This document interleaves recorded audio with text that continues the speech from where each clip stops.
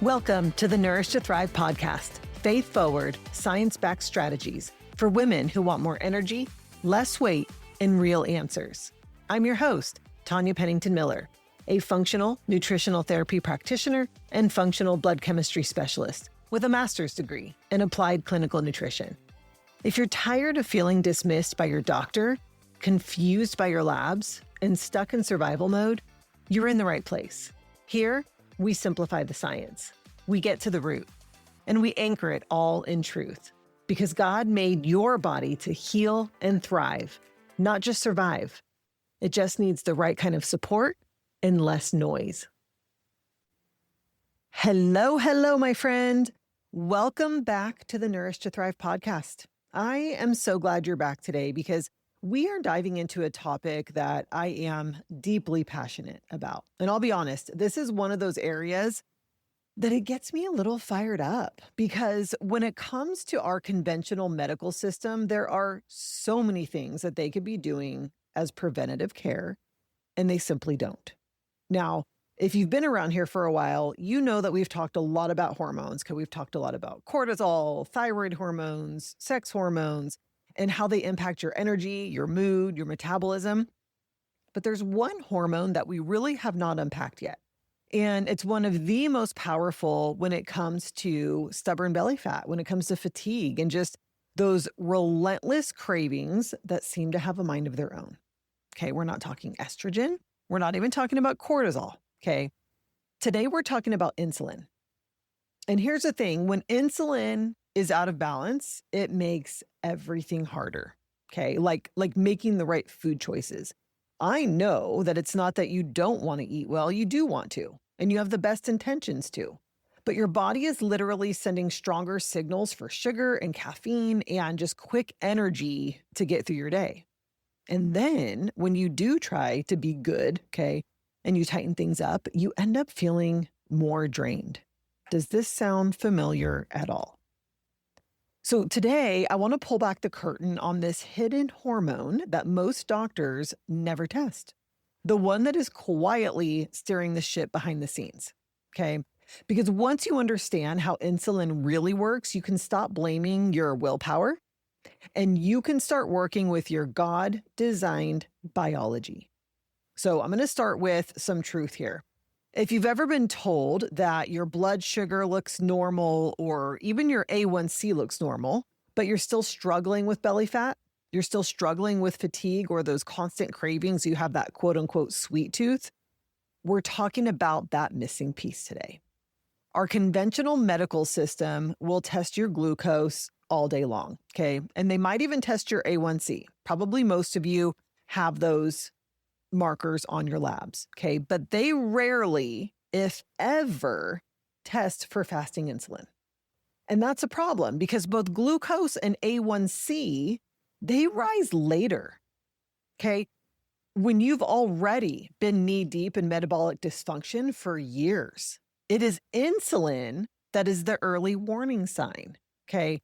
When insulin is elevated, it's your body saying, hey, keep going like this, and you're heading straight toward diabetes and eventually type 2 diabetes.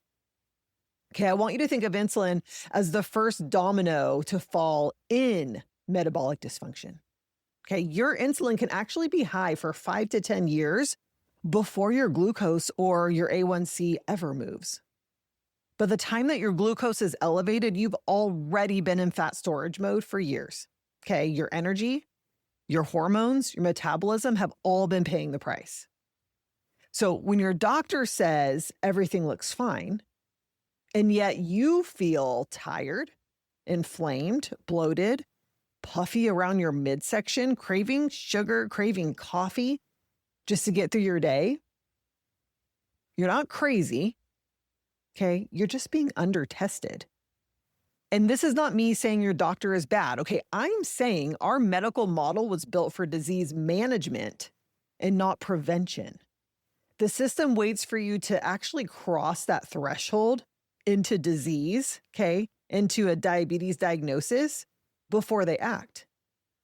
But as a functional practitioner, I'm looking for the patterns before disease happens, okay, because fasting insulin tells us that story early. It shows how hard your body is working to keep your blood sugar in that normal range. Okay, when insulin is chronically elevated, your body is fighting hard for balance every single day. So that's great that we see this quote unquote normal fasting glucose or this normal A1C. But how hard is your body having to work to keep you in that normal range? And that's the information that insulin gives us. Now, I'm going to tell you this. Our conventional medical system, our doctors, what they are taught to do in medical school is to look at a marker on your lab results and identify, if it is out of range, which pharmaceutical goes with that out of range marker. Okay. The reason they don't test your insulin is because if your insulin comes back out of range, there is no pharmaceutical to give you. Okay. Because we're going to be talking today about how to write your insulin marker, but it's not going to be through a pill, right? We're going to talk about nutrition interventions. We're going to talk about lifestyle interventions. That is not what our doctors learn in medical school. And so because there is no pharmaceutical to give you if your fasting insulin is elevated, they simply are not going to test for it. They simply are going to wait until your A1C is out of range. And then now we can prescribe you metformin. Okay. So let's talk about what insulin actually does. Okay. And I want to talk about just why it matters so much. So insulin is a hormone that is made by your pancreas. Okay. It's made and secreted by your pancreas. Its job is very simple, but powerful. Okay. Insulin acts like a key. So when you eat, your body breaks your food down into glucose, okay? And it's insulin's job to unlock your cells so that glucose can move inside the cell and then be used as energy. I mean, it's a pretty amazing design. But here's where things start to break down. When insulin is elevated all of the time, so we're talking chronically, and this can be because of stress, it can be because of too frequent of snacking. We're going to talk about that. Or just these constant hidden sugars that maybe you aren't even aware of that are in the foods that you're eating. Your cells actually start to tune insulin out. It's like insulin wears out its welcome. And it's like they have stopped hearing the knock at the door. Okay. And that's what we call insulin resistance. So the cells in your body have now become resistant to insulin. That key no longer works. Okay, when somebody's worn out their welcome, if you had at one point given them a key to your house, you might change the lock, right? And that's kind of what's happening here. It's like, shoot, this key doesn't work anymore. I can't get in. Okay. Now, your body still keeps making insulin. In fact, it starts to make even more insulin because it's trying harder and harder to get the same result. But that extra insulin doesn't just move sugar. It also tells your body, hey, store this for later. Okay. And here's why. Insulin's main job is to keep your blood sugar from staying too high for too long. So when there's more sugar in your bloodstream than your cells can use, okay, because now they've become resistant, insulin does what it was designed to do. It starts tucking that extra fuel away for safety. Okay. Some of it gets stored as glycogen in your liver and in your muscles. But once those tanks are full, the overflow gets stored as fat. And there is like limitless storage for fat. Okay. Now, insulin doesn't store it evenly throughout your body either. Unfortunately, it has this real special affinity for visceral fat. Okay, which is around your belly. That's the deep internal fat that wraps around your organs and really drives inflammation. So while you might just see this physical, belly bloat on the outside, there's actually a lot more happening underneath. And it's very dangerous. Over time, that extra insulin signal keeps your body in this fed and storing state. Okay, instead of this fat burning and repairing state. So even if you are eating clean, like let's say you've cleaned things up, okay, and you're exercising, your body still thinks, hey, we've got plenty of energy. Hang on to it. Okay, keep storing it. you're going to end up feeling hungrier sooner after eating. You're going to crave more carbs and more caffeine. You're going to crave the caffeine because while there's so much glucose floating around your system, it can't get into the cells. So your body doesn't recognize that it can use it for energy. Okay, your energy is going to spike and then it's going to crash instead of staying steady. And here's where it gets even more layered. Insulin doesn't just impact your weight, it also impacts your entire hormonal landscape. When insulin is high, your body diverts resources. Okay, it starts to slow down your thyroid conversion. It steals from progesterone. It drives up inflammation. It throws off your blood sugar rhythm that keeps your mood and your sleep balanced. Okay, because insulin isn't just a sugar hormone, it's also a signaling hormone. And when that signal is constantly on, it's like having the gas pedal pressed down all day long. Okay, your body's trying to keep up, but eventually it gets tired, it's inflamed, and it's just resistant to the message. So when you find yourself craving sugar, okay, that being exhausted by mid-afternoon or just feeling like your metabolism has completely changed, it's not just that you're quote unquote aging. Okay, it's quite possible that it's that your insulin rhythm is off. So I want to talk about what drives insulin resistance, especially in women who look healthy on paper. Okay, and I'm going to go through a list of things. Number one is unaddressed stress. Notice number one is not about food. Okay, I want to start with stress because this one affects every woman that I work with. Your body doesn't know the difference between being chased by a bear and being buried under deadlines, under laundry, or just constant notifications. Okay, it interprets both as danger. And when your brain senses danger, it releases cortisol. Now, this is your main stress hormone. We've talked a lot about cortisol. Cortisol's job is to keep you alert and get more energy, okay, glucose, into your bloodstream so that you can either fight or flee, right? So it signals your liver to release glucose into your blood so that you have that quick energy to be able to run. Now, that's great if you're actually running from a bear, right?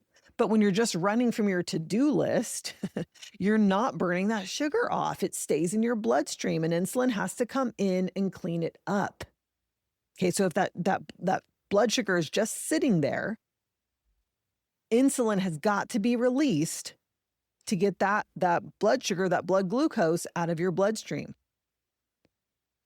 So cortisol goes up, blood sugar goes up, insulin goes up.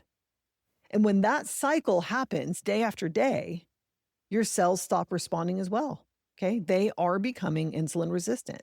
And that's why a chronic stress state alone, without ever even touching a carbohydrate, can lead to belly fat, to sugar cravings, to energy crashes.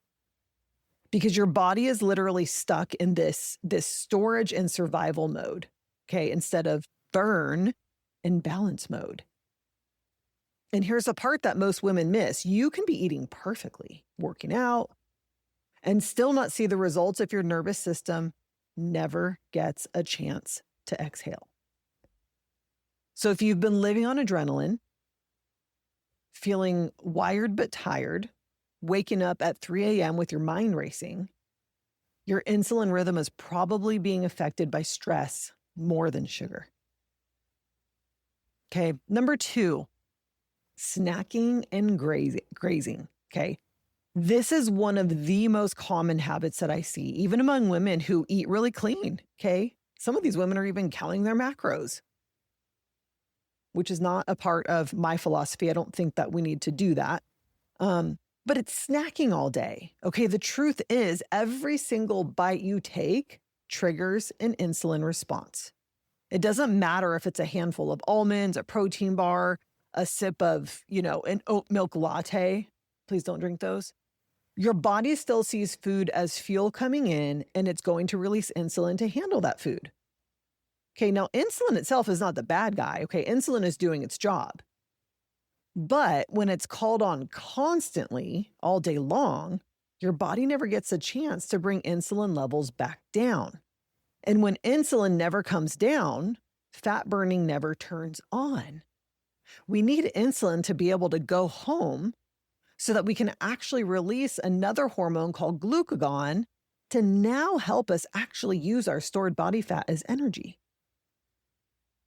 Okay, so think of it like a light switch. When insulin is up, you are in storage mode. Okay, fat storage mode.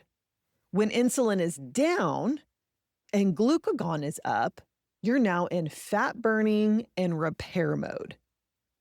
Okay, but if you're grazing all day long, I don't care how healthy these snacks are, the switch never flips.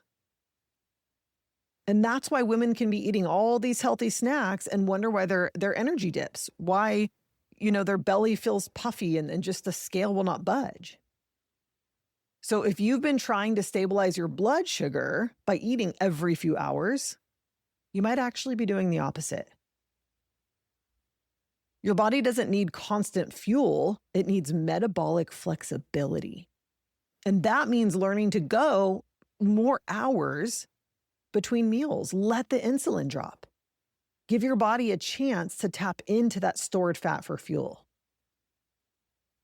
Okay, you're not depriving yourself by doing this. You're supporting God's given rhythm. So if you want your metabolism to finally exhale, give it space to breathe between meals. Okay, let insulin rest. Watch your body remember how to burn fat again. Let me simplify this for you. Close the kitchen between meals. Okay. Number 3, poor sleep. I want to talk about sleep because if there's one area that most women underestimate, it is sleep. One night of poor sleep doesn't just make you tired. It literally makes your body up to 30% more insulin resistant the next day. That means the same breakfast that would have been perfectly fine after 8 hours of rest now spikes your blood sugar higher and keeps it there longer because you didn't sleep enough the night before. Because when you don't get enough of that deep restorative sleep, your stress hormones stay elevated. Okay, cortisol rises. Hunger hormones like ghrelin are going to go up, making you hungrier. And the hormone that tells you you're full, leptin, is going to drop. So when you wake up craving carbs, reaching for coffee, and just fighting that uphill battle before the day even starts, this is likely what's happening. Poor sleep also blunts your body's ability to respond to insulin efficiently. Okay, which means that you store more of what you eat as fat. And again, especially around your midsection. And that's why you can be, feeling like you're doing everything right with food and just still feel that inflammation, feeling puffy. So when I say that sleep is not a luxury, it's not a cute wellness phrase, sleep hygiene. It's real. This is physiology. Sleep is when your metabolism resets, your liver detoxes, your blood sugar stabilizes, your nervous system finally exhales. So if you've been staying up late to just get one more thing done, I want you to remember this. What you think you're gaining in productivity, you're losing in metabolic peace. Okay, rest is not a waste of your time. It's restoring your ability to be able to handle it better. Okay, number 4, no surprise, hidden sugars. So let's talk about the sneaky hidden sugars because for most women, it's not the dessert that's a problem, right? Like we know, let's not eat chocolate cake every day. But it's the quote unquote healthy foods that are secretly keeping insulin sky high. Coffee creamers, flavored yogurts, salad dressings. Okay, granola that looks wholesome on the front, but it reads like a candy bar label on the back. They're all loaded with sugar. And oftentimes they're just hidden under different names. So you might see cane juice, brown rice syrup, agave, coconut sugar. Okay, these are going to keep your blood sugar roller coaster going. So you might not be eating chocolate cake every day, but your insulin doesn't know the difference. It only knows how much sugar is in your bloodstream. And those daily small doses add up really fast. When your morning coffee, your midday snack, your dressing that you put on your dinner salad all contain sugars, your body never gets a break from producing insulin. And when that insulin is constantly high, your body cannot tap into your stored body fat to use it for fuel. You are staying in storage mode. So here's a simple shift that changes everything. Start turning the package around. Don't read the front, read the back. And if you see more than 5 to 6 grams of sugar per serving, or a really long list of fancy names that, all mean sugar, put it back. Because those small daily choices add up in the end. Okay, and so does the freedom that comes when you start seeing through the marketing. There's a lot of what I call label dressing going on out there. We've got to read the back of the label, the back of the product. Okay, number 5, hormonal shifts. So I want to talk about this because this is one that almost every woman over 35 needs to hear. Your hormones change how your body handles insulin. As estrogen and progesterone start to fluctuate in perimenopause, your insulin sensitivity changes too. You might be eating the same foods you always have. You might be moving your body the same way, but suddenly your body is responding differently. And that's because estrogen helps to keep your insulin sensitivity high. It tells your cells, hey, open up and use this glucose for energy. But as estrogen starts to dip, your cells become less responsive. That means more insulin is required to get the same job done. And that extra insulin signals your body to store fat. And add to that the drop in progesterone, which normally helps you feel calm, helps you sleep deeply, and keep your blood sugar stable. Now you've got this perfect storm for cravings, for inflammation, for fatigue. So when your doctor runs your labs that are quote unquote normal and tells you everything looks fine, but you're gaining weight in a few places, you're feeling puffy, you're feeling foggy, you're feeling exhausted, it's not in your head. Okay, it's a missed marker. Now, if they tell you that your labs look normal and you feel great, wonderful. But I'm talking to those of you who don't feel great. Okay, a lot of conventional doctors will check estrogen. They might even check progesterone. They'll run a subpar thyroid panel, but they're not testing fasting insulin. And without that number, they are missing the early signal that your metabolism is shifting. And that's why so many women in their late 30s, their 40s, their 50s and above feel like their body has changed overnight. It did not betray you. It's just adapting. It's just been asking you for a new rhythm. It's nothing to fear, okay? It's really this invitation to learn your body's new language and to partner with it instead of fighting against it. So here's the good news. If insulin resistance can be built through your daily rhythms, it can also be reversed through them too. Okay, God designed your body to heal when you give it the right environment. And you don't need to overhaul your whole life. Okay, this does not need to create overwhelm. You just need to start flipping the same switches that got stuck in that on position to the off position. So I want to walk through with you what it looks like in real life. Okay, remember, every system in your body is connected. So as we walk through these next few things, I want you to think of them less like rules and more like partnering with the design that God already built into your body for balance and for restoration. Okay, so let's start with number 1, stress.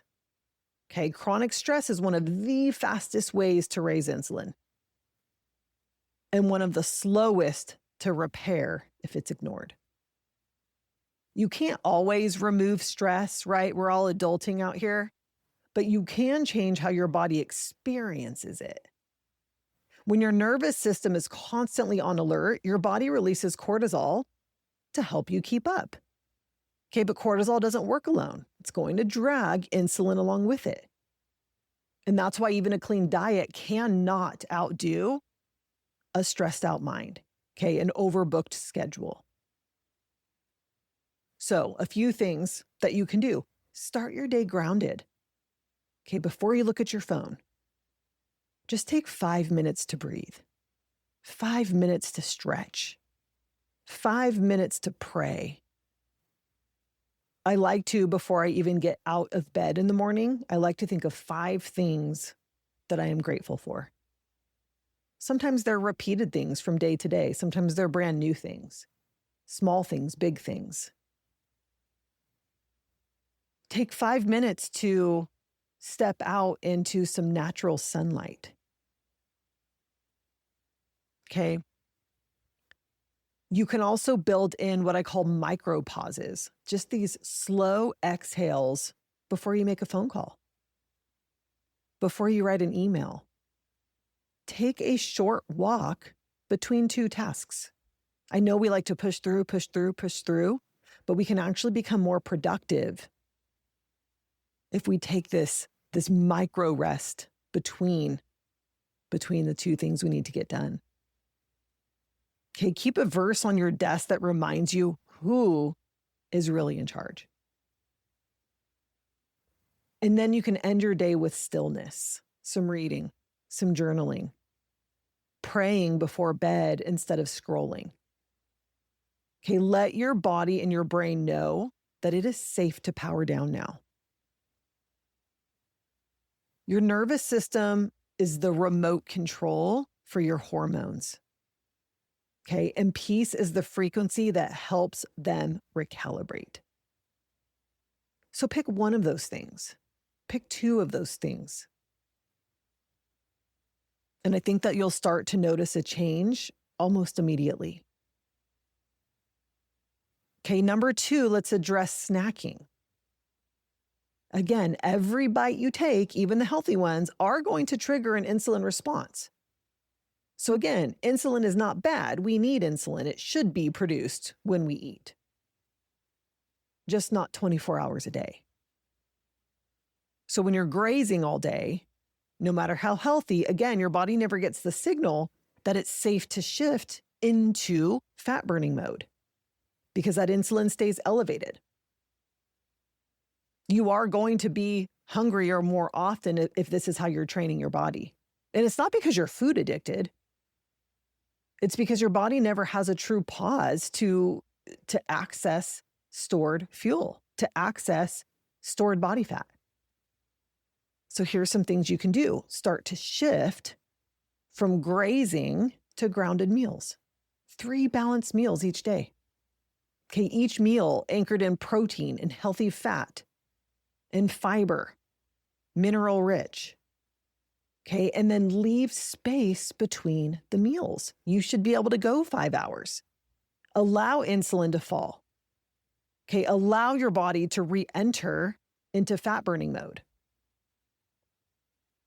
You may even incorporate a fasting rhythm. I think it's episodes 6 and 7 where I address fasting. If you really want to know, specifically how you might start to incorporate a fasting rhythm, especially if you're still cycling. Whether you're cycling or not, something actually easy you can incorporate is, doing something like 5 days where you fast for 13 to 17 hours. 1 day, you go a little bit longer. You might try a 24-hour fast. In 1 day, you are nourishing all day long. 1 day per week. That rhythm really helps to encourage the release of stored body fat. And just always remember that fasting is not about restriction. It's about finding this new rhythm. Again, if you haven't listened to those episodes, I really hope they are 6 and 7. I believe they are.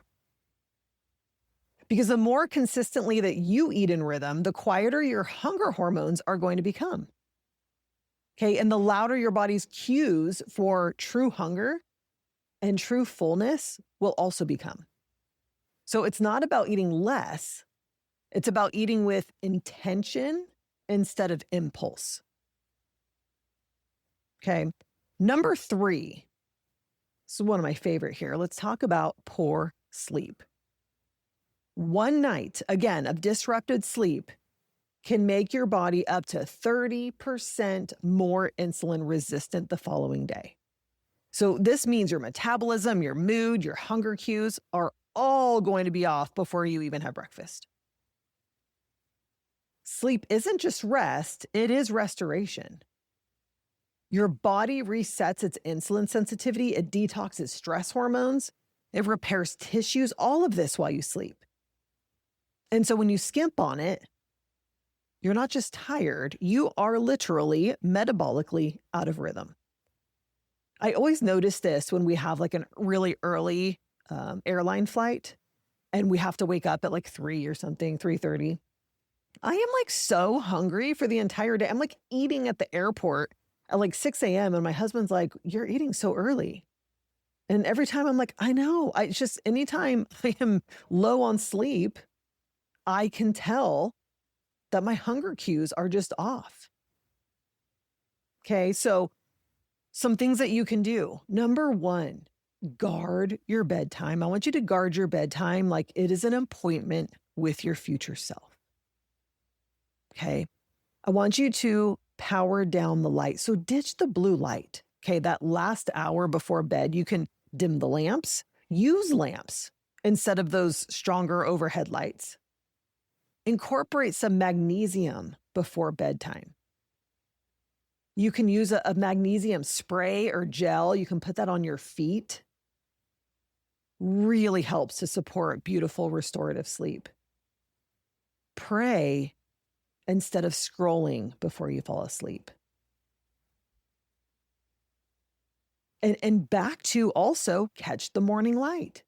We talked about this for stress, but we can also talk about this for sleep. Catching that morning light is going to help to reset your circadian rhythm. So step outside within the first hour of waking. If it's still dark outside when you wake up, like it is for me, wear the Luminette light therapy glasses that I talk about. Okay, I'll put the link for that in the show notes again too. Okay, when you pair this with a consistent bedtime, it is going to help to repair your circadian rhythm. So I want you to think of sleep as your body's nightly reset button. Okay, it is one of the simplest, one of the most overlooked ways to bring your hormones and your peace back into balance. Okay, number 4, let's address the hidden sugars. You can't control what you don't see. Okay, and sugar hides everywhere. Your coffee creamer has it.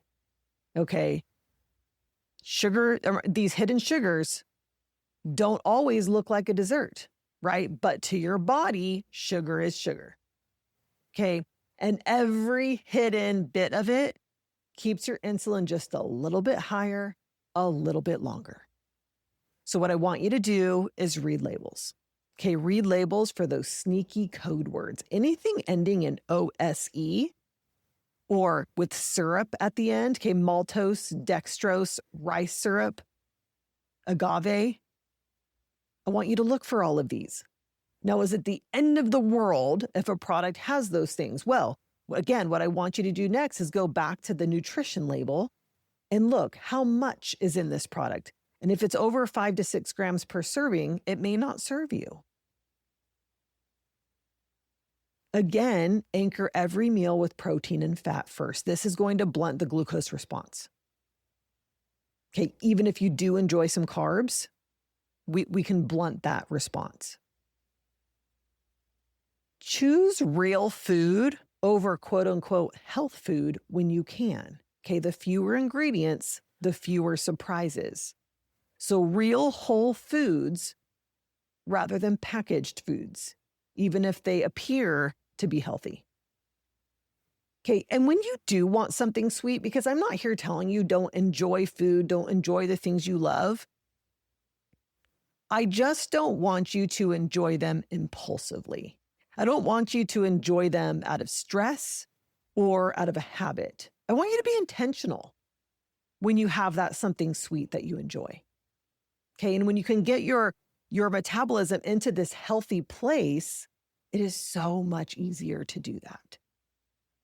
Okay. So this is not about never eating sugar again.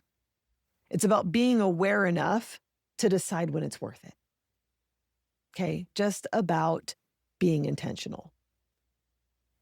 Number 5, let's address hormonal shifts. As estrogen and progesterone fluctuate, okay, especially again through perimenopause and menopause, your insulin sensitivity naturally changes. Now, that doesn't mean your metabolism broken, far from it. It just means that your body is asking for a new rhythm. So you might be eating those same foods, you might be doing the same workouts, and at one point in your life it worked, but your hormonal landscape has now shifted, and we need to honor that.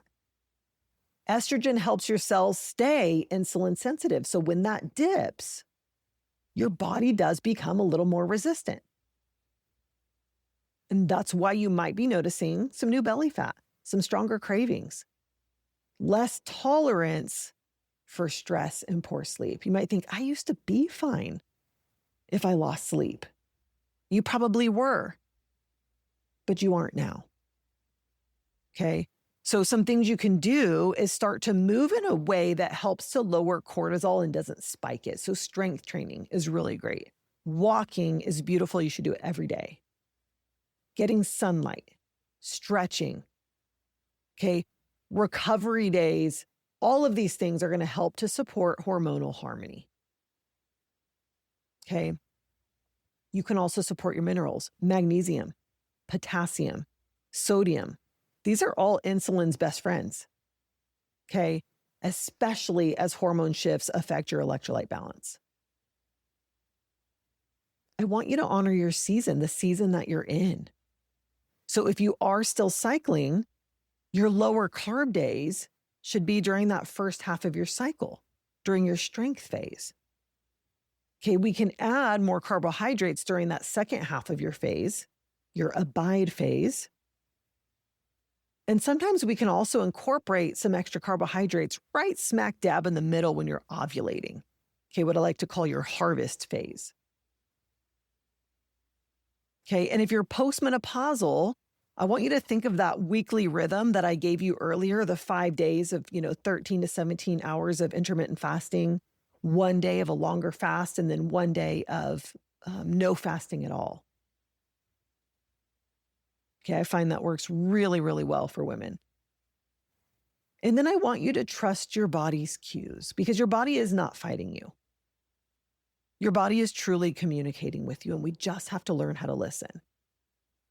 Our bodies are such a dynamic design. And when we nourish them according to the season they are in, you stop chasing balance and you start living in it. Reversing insulin resistance is not about doubling down on discipline or, another round of willpower. It's about lining your daily choices back up with how your body runs best. So when you start addressing the same roots that created the imbalance, the chronic stress, the overcommitment, too little rest, you're showing your body that it's safe again. And when your body feels safe, it's going to stop clinging. It's going to let go of the fat, let go of the inflammation, the tension. Because peace doesn't just heal your soul. It also heals your metabolism. And that's what I want you to remember. Your body isn't working against you. It's just waiting for you to work with it again. And this is what I really want you to hear. Your body was not made to run nonstop. It was made to respond, to adapt, to protect you when life does get out of rhythm. So when your insulin is elevated or when you feel tired and puffy and wired, it is not your body turning against you. It's your body trying to get your attention. That's how God designed us. I mean, think about it. He built feedback into our physiology so that we would know when to slow down and realign before we burn out. right? Like we get hungry when we've gone too long without food. We get tired when we've pushed past our limits. We have cravings when minerals or sleep are too low. We get inflamed when stress has stayed high for too long. I mean, what feedback? These are all reminders from a body that was fearfully and wonderfully made. And when you start to listen to those cues instead of fighting them, healing stops feeling like a battle. It starts to feel like a partnership. And when you bring your physiology back into rhythm with how God designed it to function, everything starts to find its place again. 1 Corinthians chapter 6, verse 19 reminds us, do you not know that your bodies are temples of the Holy Spirit? You are not your own. You were bought at a price. Caring for your body is not about control or perfection. It's about honor. It's saying, Lord, thank you for the body you have given me. Help me care for it the way you intended. Because when you do that, peace doesn't just settle in your mind, it also shows up in your metabolism, in your hormones, in your energy. It's all connected, like God made it that way. My friend, the hidden hormone behind your belly fat does not have to stay hidden. Okay. Once you understand what's really happening inside your body, you can stop fighting yourself and finally start healing. And part of that healing starts with knowledge, right? Like real data about what your body's trying to tell you. Getting your fasting insulin tested is something that you deserve. It's one of the most powerful markers that you can use to understand your metabolism and to start working with your body instead of against it. Okay, now, if you are ready to go deeper, we still have a little bit more time here. But if you're wanting to go beyond symptoms and really get to root causes, then I want you to stay tuned because in the first quarter of 2026, I will be reopening enrollment for my DNA Reset for Fat Loss Academy. This is where we test fasting insulin along with my full comprehensive functional blood panel, as well as a DNA test kit. So you can finally see the whole picture of what's going on inside your body. And I know that I've got some of you really waiting for this to reopen. Spaces will be very limited, so just keep your ear out, okay? You don't need to chase restriction or try to perfect every bite, okay? You just need to come back into rhythm, the one that God built in you from the very beginning. And this is what we do together because your body's not working against you, it's just talking to you. And when you slow down long enough to listen, you start partnering with the design that He created, the one that is not built on striving. Okay, it's built on steadiness. This is where healing happens. This is where peace and physiology finally meet. My friend, if today's episode helped you connect a few dots, or if it gave you a sense of peace about what's really happening in your body, would you let me know? Send me a message over on Instagram, Tanya.Pennington.Miller. I really love hearing about how these truths land in your real life. And if you have a friend who's been frustrated with her body or just tired or feeling off, would you share this with her? Sometimes the right truth at the right time can change everything. I will see you next week, sister. That's it for today on the Nourish to Thrive podcast. If you found value here, I'd love for you to subscribe, leave a review, or send it to someone who's walking a similar path. Keep showing up, keep asking questions, and know that healing is possible, especially when you trust the one who designed your body to heal.